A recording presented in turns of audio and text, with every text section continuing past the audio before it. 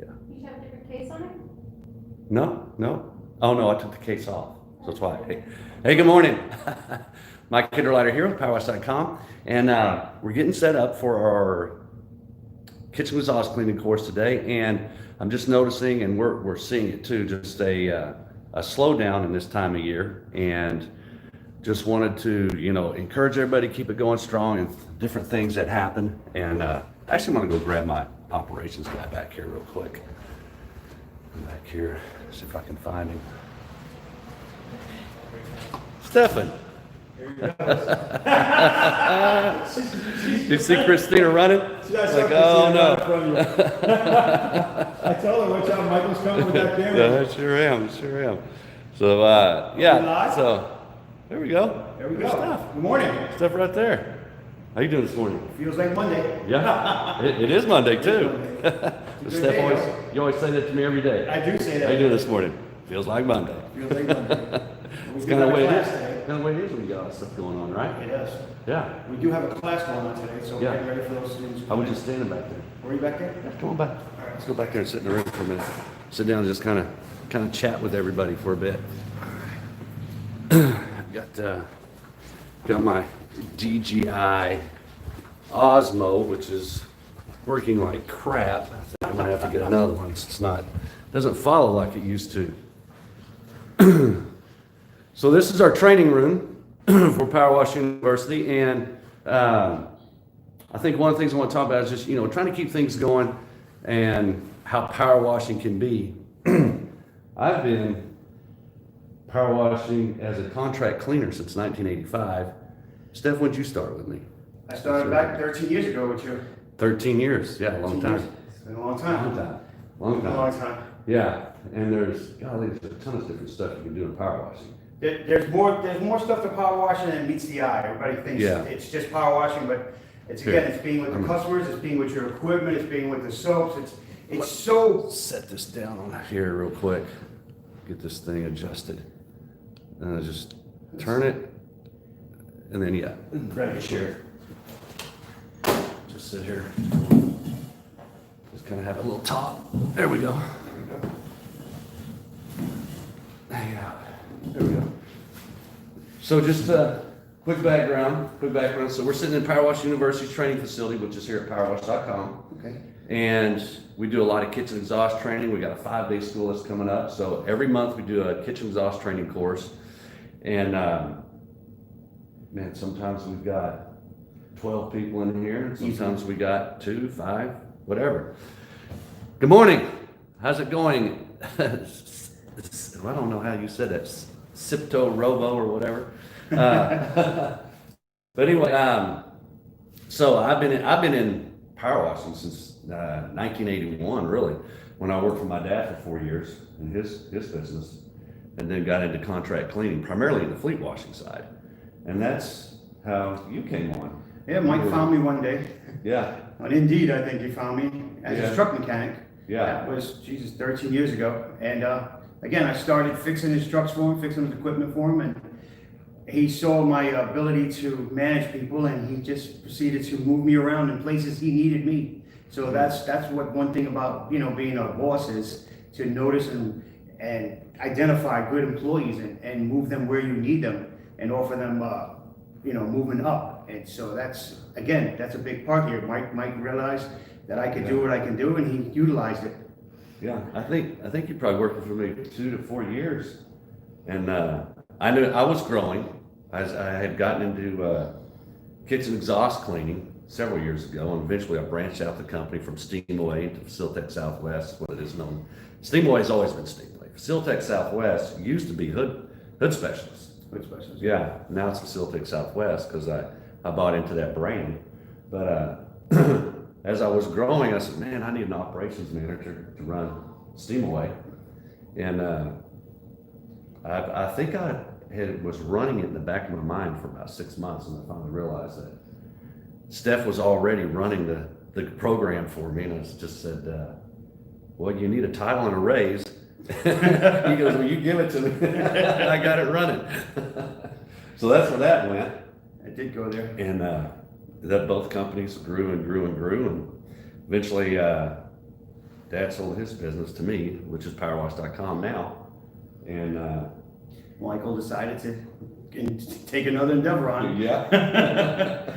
I fought him tooth and nail though, because we Yeah. had enough going on, but Yeah, we did. but we pushed it, did. pushed through, and we got it going, and this is what we got going on right now. Yeah.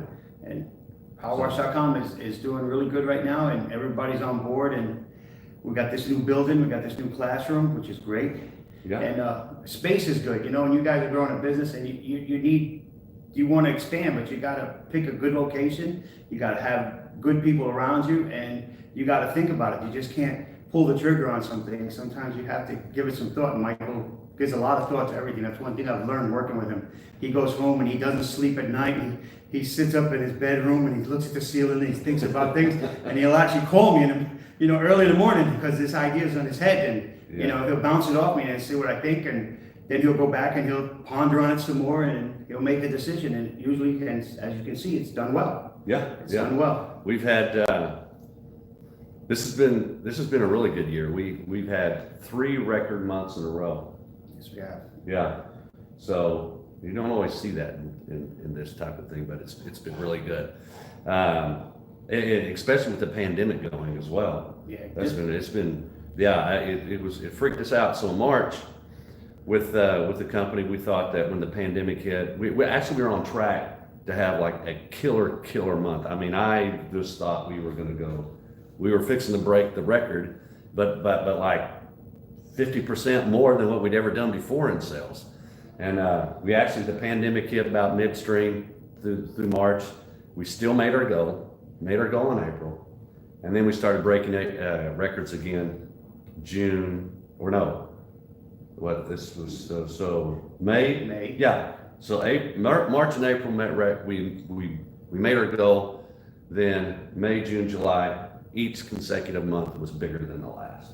But it has been a challenge getting supplies from our vendors, because they're all shut down 50%. Real tough. And then communicating with the customers has been, a key part here, because, I understand everybody needs it and they want it, but if we can't get it, it's hard to tell you that we don't have it. People don't want to hear that. And that's a challenge, and listen, if we had it, we'd get it to you, but we're doing our best. I've reached out for one part to 5 different vendors, but we got it in. And then our margins change and stuff like that because we had to hunt it down. But Michael, we don't price gouge or anything like that. Even if it costs us more, we keep it the same because we want to make sure this customer is happy. So that's been a challenge, just all in itself, of making moves on products and stuff like that, and hunting it down for you guys and making sure that you guys can get it and we can get it. And again, if we have an advertised price, we leave it at advertised price, and we bite that on the end because that's the way we do business, But we made sure that we worked hard and got it. We build machines here. We build a lot of equipment here, so we got a lot of guys hands-on, and it's the heat. Again, Texas, it's pretty hot up here. We've been working in the heat. It's just a really, really busy time right now. So I started the video mainly to talk about, residential, especially in Powerwash. The residential season just starts around late February to the 1st of April. And then it starts dying down again. August is usually a slow month, and a lot of guys they just go ahead and take a vacation during August, and kicks back up for some gutter cleaning in September into October, and some house washing then. But if you're looking to get consistent work that's year round, you need to look at flat work, which is like drive-throughs, sidewalks, dumpster areas, commercial, and that type of thing for flat work, or get into fleet washing or kitchen exhaust cleaning. We actually have a 5-day training coming up 2 weeks from now. 2 weeks from now. Yes, 5-day commercial power wash training. And it covers all aspects of the industry, except for kitchen exhaust cleaning, because that's so intense. And so if you're looking for something that's going to be consistent and not drop off, otherwise we can stick with residential, which I think is a great market to be in. You want to start getting ready for the gutter cleaning season that's coming up, and start marketing for that. Start pushing for gutter cleaning. Get on top of that. And if you want to branch out, you feel comfortable with the yard, you want to start picking up commercial work, that course will help you. But fleet washing is year round. It can be a little tougher when it gets cold. It's sensitive to the weather, but it's really consistent.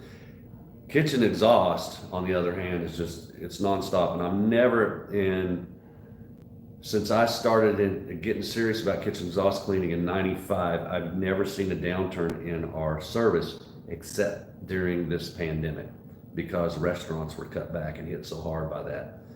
That's the only slowdown I've ever seen. Yeah. And then talking about that class. And it's for coming next back week, now. It's coming back pretty quick, actually. Our class for next week, in 2 weeks, is you can actually get just the truck wash aspect of it. So we're selling the 1 days. Yeah, that's true. We're breaking that up for Yeah. house washers. So if they Right. want to branch out into truck washing, we've actually broke that class up so they don't have to come for the whole week. Yeah, so the 5-day course, if you don't want to come for the whole thing, you can pick days and choose days that you want to come and attend, and just attend those days. But, you know, the other thing too is, man, it's just post in the comments there things you want to know about. Me and Steph will come back on here, we'll go live, we'll share our experience and things that we've learned throughout the years in the industry. But one thing I got to say is that you just got to, you just can't, if you want to be a successful entrepreneur, you got to be out there pounding the bushes every day. You got to keep pushing your brand. You got to adjust and you got to adapt. You just got to keep pushing forward. Things aren't going to come to you, and no one gives you anything in this life for free. It just doesn't work that way. It doesn't work that way. And again, marketing, you're talking about pushing the payment. Your Yeah. marketing strategy has changed over the years. And right man. now, Yeah. your marketing strategy is so different from the day I started here to now. It's nothing, it's completely different. Yeah. And concentrate on that and get help with that. You don't know everything.